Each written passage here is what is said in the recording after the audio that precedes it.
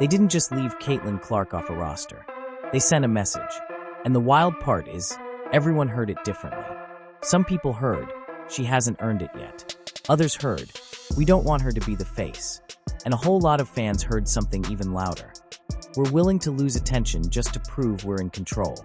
Because when you're the most talked about player in the sport, being left off Team USA doesn't feel like normal roster drama. It feels like a snub. And once the word snub enters the chat, logic stops being enough. People start hunting for motives. And that's how one list of 12 names turned women's basketball into a battlefield. But to understand why this got so personal, you have to understand what Caitlin represented long before that roster ever dropped. 1. The moment that split women's basketball in half. The second USA Basketball's Olympic roster went public, the reaction wasn't just loud. It was instant. Like the sport had been waiting for an excuse to fight about something bigger than basketball. Because Caitlin Clark isn't just a rookie who can shoot from the logo. She's a symbol. To her supporters, she's the player who dragged new fans into women's basketball kicking and screaming, and made them love it. To her critics, she's the spotlight that suddenly started shining, so bright it made everyone else feel invisible. So when her name wasn't on that roster, the conversation didn't stay on the court. Instead, the arguments turned into identity tests. If you thought she deserved it, you were only here because of her. If you thought she didn't, you were gatekeeping the sport. And in the middle of all that noise, one uncomfortable question kept popping up. How do you leave off the player who's becoming the reason people are watching, and not expect people to assume it's personal? And that's where the official explanation walked in, calm, clean, professional, and somehow made everything worse. Because the more reasonable it sounded, the less satisfied anyone felt. And the reason for that comes down to two words fans hate more than any other: standard procedure. 2. The basketball reasons explanation, and why nobody bought it. Here's the argument people kept repeating: experience matters. Team USA is stacked. The Olympics aren't a rookie training program. The selection process rewards players who've been through camps, systems, and international competition. On paper, it's hard to argue with that. But fans weren't arguing on paper. They were arguing in real time, while watching arenas get packed, broadcasts get moved, and headlines get rewritten because Caitlin Clark was in town. And they weren't thinking, this is standard procedure. They were thinking, this is the biggest moment the sport has had in years. So when the explanation leaned on experience and timing, it didn't calm people down. It made them zoom in on the contradictions. Because the Olympics aren't just a tournament.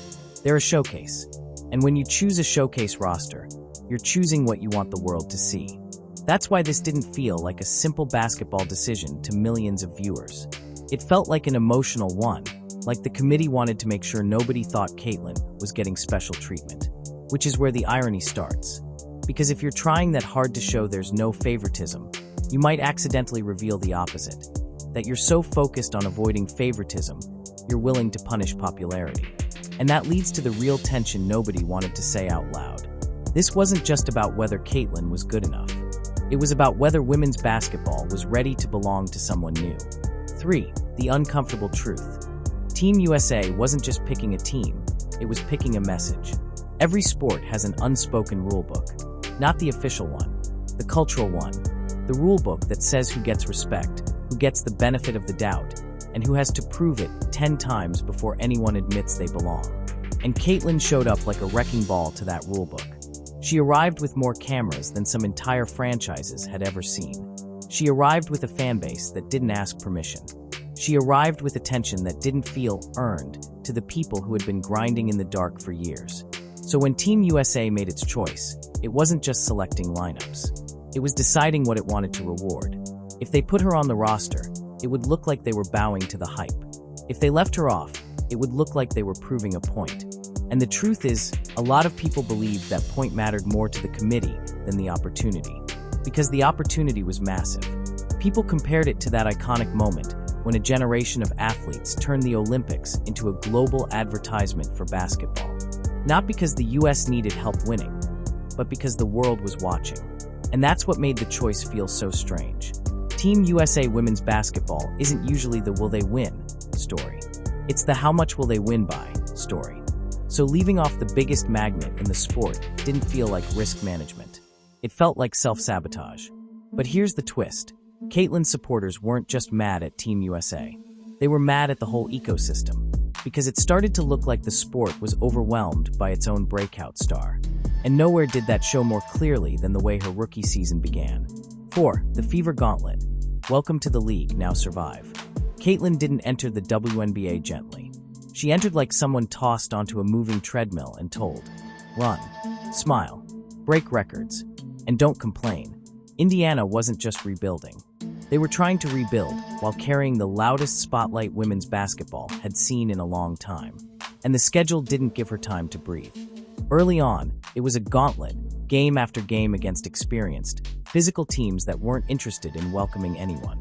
And that's where the story gets messy, because the moment she struggled, the reaction didn't feel normal. It wasn't, she'll adjust. It was, see? Told you. People weren't just analyzing her. They were judging what she represented.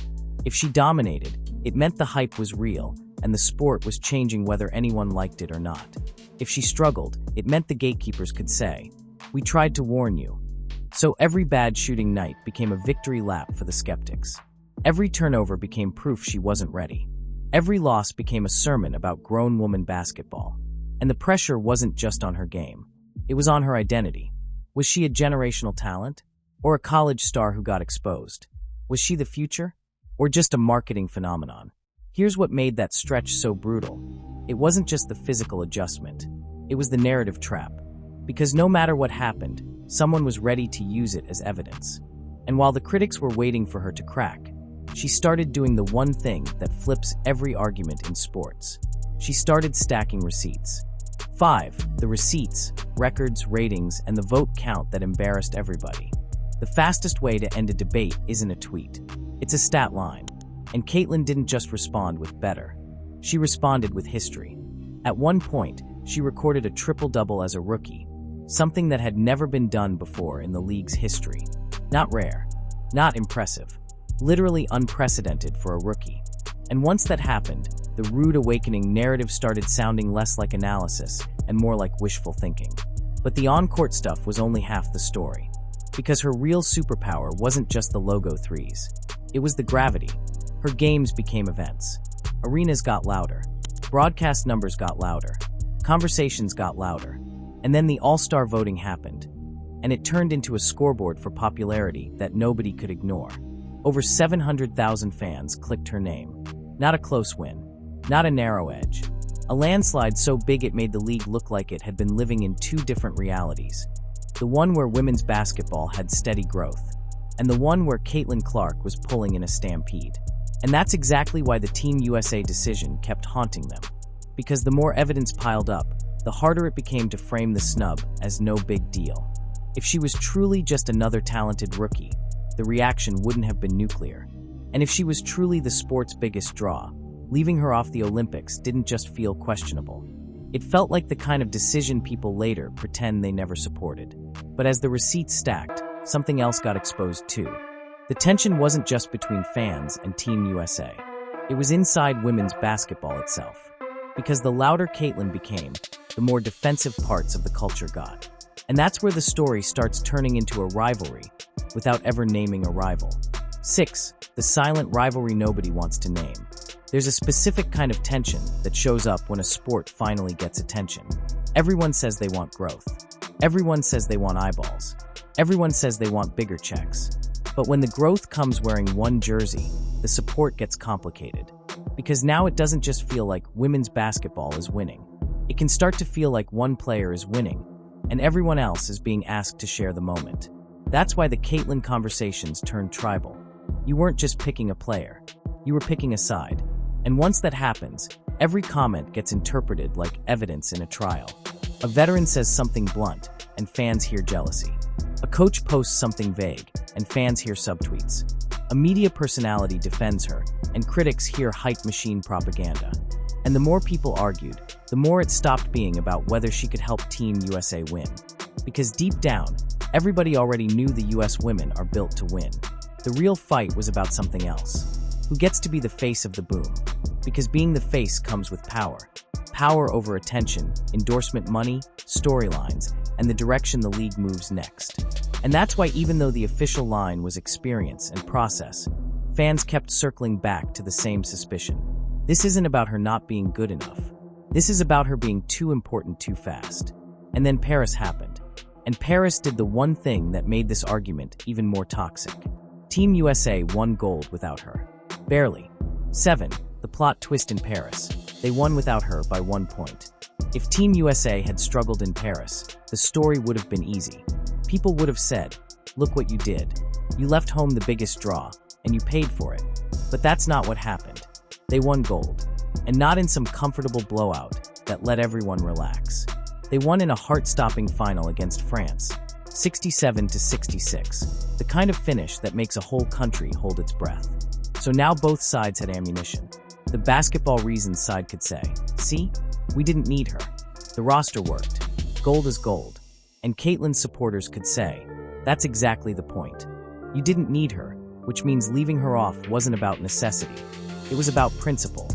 Because if you're already the favorite, and you already have the depth, and you already have the experience, then the roster spot becomes symbolic. It becomes a statement about what you value. Do you value the strict hierarchy? Or do you value momentum and exposure? That's why the Paris win didn't end the argument. It made it worse. Because the program got validated on the scoreboard, while fans felt validated in their suspicion that the program cared more about being right than being transformative.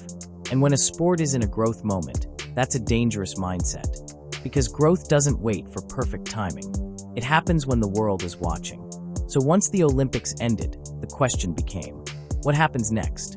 Does Caitlyn get pulled closer into Team USA plans? Or do they keep her at arm's length until she fits the old timeline?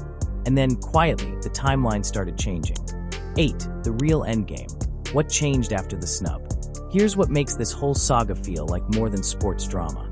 By late 2025, Caitlin Clark is showing up in a Team USA setting again. At senior national team camp, talking about being healthy, being back on the court, and stepping into a bigger picture than just the fever season. And at the same time, the WNBA is staring down what multiple people around the league are calling a defining moment. Labor negotiations, revenue, salaries, and who gets what percentage of the sport's growth. In other words, the Caitlyn effect isn't just about views anymore. It's about leverage. Because once a league gets proof that attention can spike, the next fight is always the same. Who gets paid for it? Who controls it? And who gets credited for building it? That's why the Team USA snub still matters, even after Paris. Not because Team USA needed her for gold, but because the sport needed clarity on whether it's willing to embrace its biggest magnet, or spend years trying to balance the spotlight until the moment passes. And if you're wondering why fans are still heated about something that happened back in the Olympic cycle, it's because it didn't feel like one decision. It felt like a preview. A preview of what happens when women's basketball grows so fast that the people inside it start fighting over the steering wheel. Because here's the shameful truth nobody likes to admit. Sometimes a sport doesn't get held back by haters on the outside. Sometimes it gets held back by fear on the inside. Fear that the spotlight won't be shared fairly. Fear that history will be rewritten. Fear that the new fans won't respect the old grind. And maybe that fear is understandable. But it also creates the kind of choices that look ridiculous in hindsight.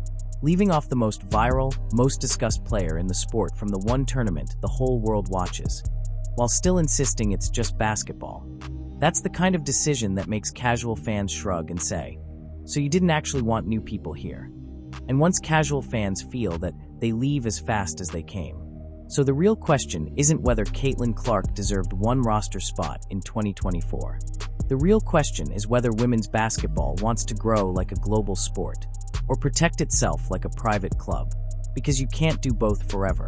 And the next time a generational spotlight shows up, whether it's Caitlyn, the next phenom, or someone nobody sees coming, the people in charge will have to answer one brutal question. Are you building a dynasty, or building a brand? At the end of the day, Team USA got their gold. That part is permanent, but the bigger story is still unfolding, because the fight was never only about Paris. It was about who gets to define the future of women's basketball while the world is finally paying attention. So if you want the next part of this story, the behind-the-scenes power shifts, the media battles, and what it means heading toward the next era, make sure you subscribe because this isn't cooling down, it's just getting started.